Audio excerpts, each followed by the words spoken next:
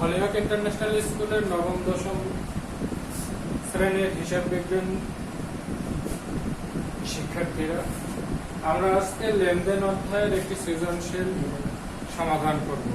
আশা করব তোমরা প্রথম থেকে জিনিসগুলো দেখবে। তো প্রথমে যেটা আসতেছে সেটা হচ্ছে কোনগুলি লেনদেন নয়। প্রথমেই আমরা আগে একটা সলভ করে নেব।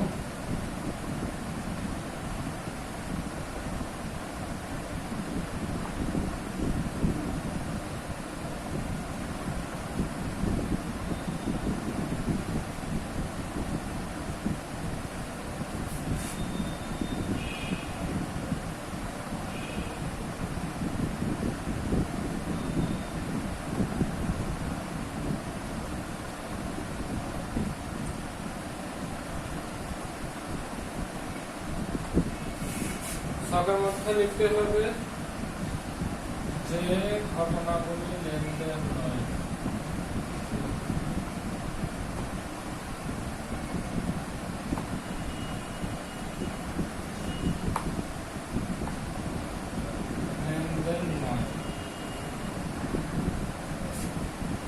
এরপরে তারিখ, বিবরণ,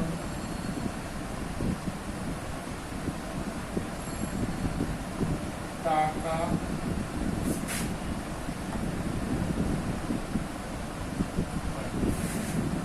তো প্রথমে আমাদের এখানে দেখা যাচ্ছে যে প্রথমে সে কি করলো, পুরো 1 তারিখে 50,000 টাকা নিয়ে ব্যবসা শুরু করলো। এটা কি অবশ্যই লেনদেন, কারণ এখানে আর্থিক অবস্থার পরিবর্তন হয়েছে। তাহলে আর্থিক অবস্থার পরিবর্তন হয়নি কোন জায়গায়? জুনের 5 তারিখে পণ্য ক্রয়ের ফরমাশ প্রদান, অর্থাৎ এখানে কি করছে, পণ্য ক্রয়ের জন্য শুধুমাত্র সে ফরমাশ দিয়েছে, জিনিসটা এখনো কিনেনি। তার মানে এটা কি লেনদেন নয়।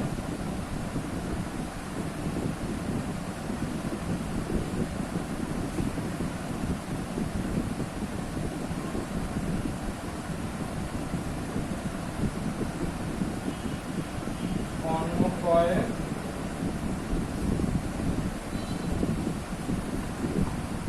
ফরমাশ প্রদান,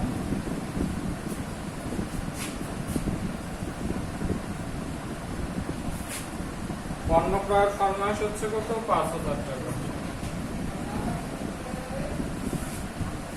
এরপরে দেখো, এরপরে 15 তারিখেরটা লেনদেন নয়, কারণ এখানে কি করছে, শুধুমাত্র ম্যানেজার নিয়োগ দিয়েছে, অর্থাৎ ম্যানেজারকে এখনো কি করা হয়নি, বেতন প্রদান করা হয়নি। যেহেতু ম্যানেজারকে বেতন প্রদান করা হয়নি, শুধুমাত্র নিয়োগ দেওয়া হয়েছে, তো সেই ক্ষেত্রে এটাও কি হবে না, লেনদেন হবে না। তাহলে আমরা 15 তারিখেরটা লিখতে পারি যে এটা লেনদেন নয়, ম্যানেজার নিয়োগ।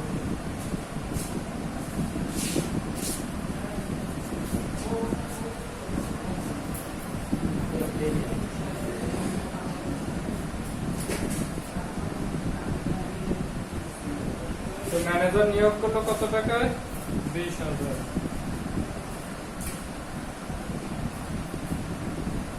তো 20,000 আর 5,000 25,000 টাকা।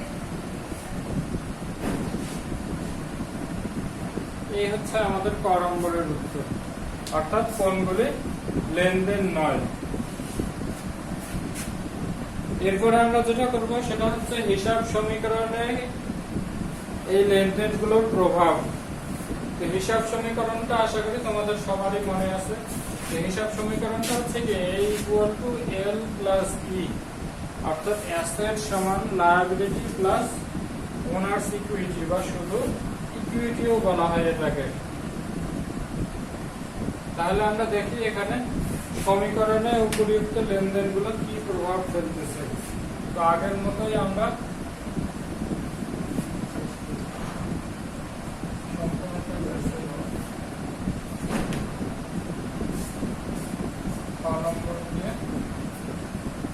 হিসাব সমীকরণে লেনদেনগুলোর প্রভাব।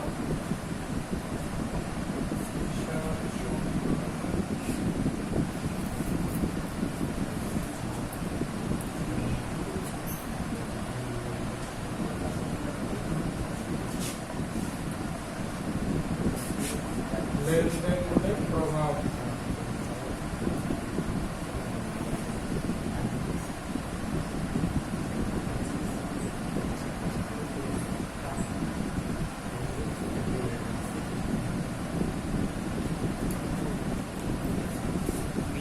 তো আগের মতো আমরা আবার সব তৈরি করে নেব।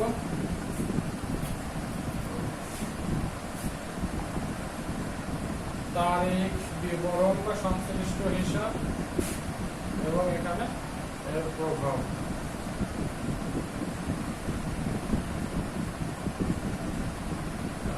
তারিখ,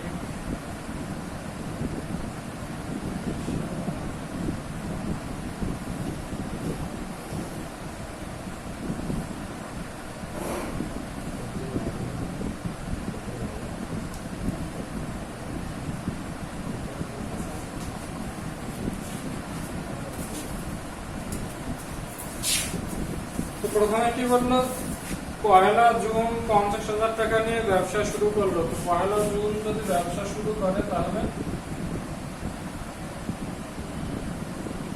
হিসেবটা আসতেছে কি নগদান হিসাব এবং মূলধন হিসাব। তাহলে এখানে আমরা প্রথমে দেখব, যেহেতু সে 50,000 টাকা নিয়ে ব্যবসা শুরু করছে, তাহলে এটা হচ্ছে সম্পদ বৃদ্ধি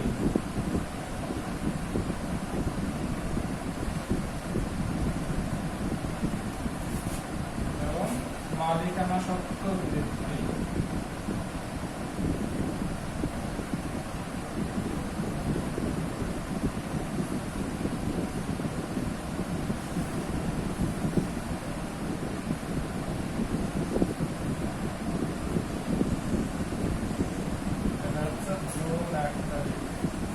তাহলে সম্পদ যদি বৃদ্ধি পায় তার মানে হচ্ছে কি এ বৃদ্ধি,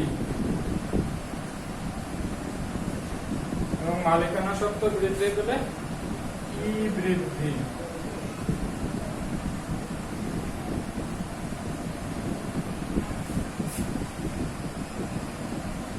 এরপরে 2 তারিখে আসতেছে ধারে পণ্য ক্রয়। ধারে যেহেতু পণ্য ক্রয় করে সেক্ষেত্রে পাওনাদার বৃদ্ধি পাবে।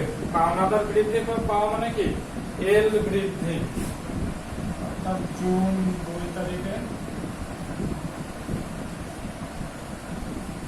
তাহলে পাওনাদার হচ্ছে কি দায়, তার মানে দায় বৃদ্ধি।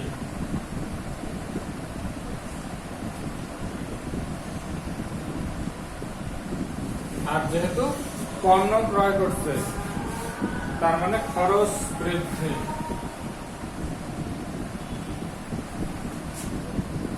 2 তারিখে লেনদেন ছিল ধারে পণ্য ক্রয়, অর্থাৎ ধারে ক্রয় মানে কি বোঝাই যাচ্ছে যে এক্ষেত্রে পাওনাদার বৃদ্ধি পাবে। পাওনাদার বৃদ্ধি মানে দায় বৃদ্ধি।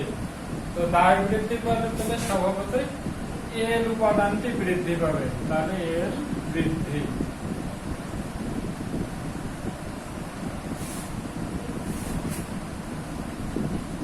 এবং যেহেতু দায় বৃদ্ধি পাবে এবং সেই সাথে পণ্য ক্রয় করছে তার মানে ব্যয় বৃদ্ধি, তাহলে আমরা দেখব ব্যয় বৃদ্ধি। তাহলে ব্যয় বৃদ্ধি পেলে স্বাভাবিকভাবে মালিকানা সত্ত্ব হ্রাস পাবে, অর্থাৎ ই হ্রাস।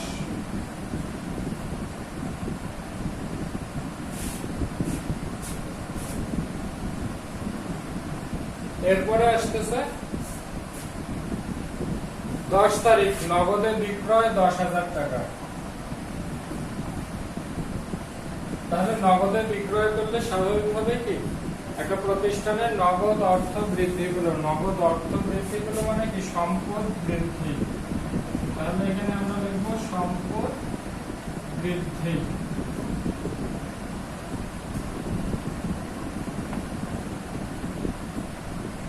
সম্পদ বৃদ্ধি পেলে স্বাভাবিকভাবে এই উপাদানটি বৃদ্ধি পাবে, এ বৃদ্ধি।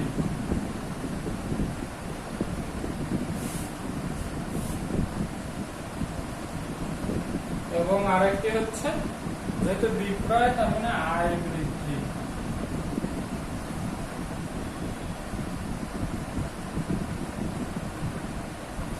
তাহলে আয় বৃদ্ধি পেলে ই উপাদানটিও বৃদ্ধি পাবে, তার মানে ই বৃদ্ধি।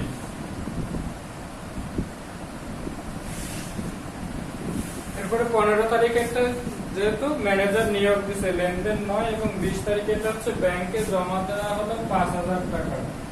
তাহলে এটা কি অবশ্যই লেনদেন, এবং হিসাব সমীকরণের প্রভাবটা হচ্ছে কি ব্যাংকে জমা দিল 5,000 টাকা।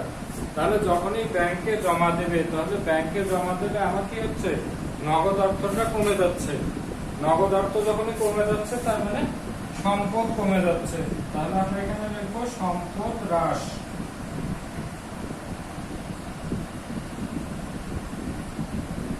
সম্পদ হ্রাস পেলে এই উপাদানগুলো স্বাভাবিকভাবেই হ্রাস। এবং অন্যদিকে যেহেতু ব্যাংকে জমা দিচ্ছি, ব্যাংকে জমা দিলে ব্যাংকে আমার যে অ্যাকাউন্ট আছে ওই অ্যাকাউন্টে আমার টাকার পরিমাণটা কি বৃদ্ধি পাচ্ছে। তাহলে যেহেতু ব্যাংকে টাকা জমা দিলে আমার ব্যাংকের টাকা বাড়তেছে, তার মানে ব্যাংক জমা বৃদ্ধি হচ্ছে। এক্ষেত্রে কি হচ্ছে, সম্পদ এখানে আবার বৃদ্ধি, অর্থাৎ একবার সম্পদ হ্রাস পাচ্ছে, একবার সম্পদ বৃদ্ধি পাচ্ছে।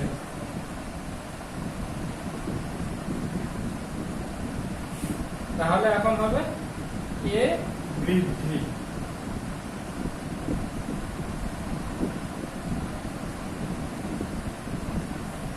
এই হচ্ছে আমাদের ক এবং খ অংশের সমাধান।